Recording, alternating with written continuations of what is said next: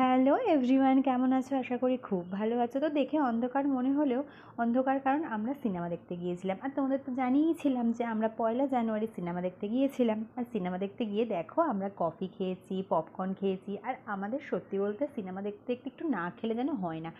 তাছাড়া কাদের কাদের সিনেমা দেখার থেকে খাওয়ার ওপর বেশি ইন্টারেস্ট, সেটা তো আগে বলো। আমার তো সিনেমা দেখা যতটা ইন্টারেস্ট লাগে, খেতেও ততটা ভালো লাগে।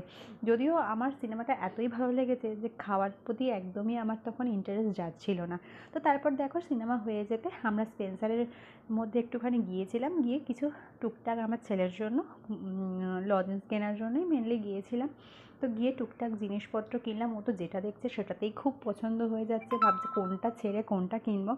যাই হোক, এই সমস্ত করতে করতে আমরা বাইরে বেরিয়ে একটু ফুচকা খেয়ে আজকে দিনটা পুরোটাই কমপ্লিট করলাম। তো ভিডিওটা কেমন লেগেছে? আশা করি তোমাদের ভীষণ ভালো লেগেছে। আর ভালো লাগলে অবশ্যই লাইক আর সাবস্ক্রাইব করে দিও নতুন ভিডিও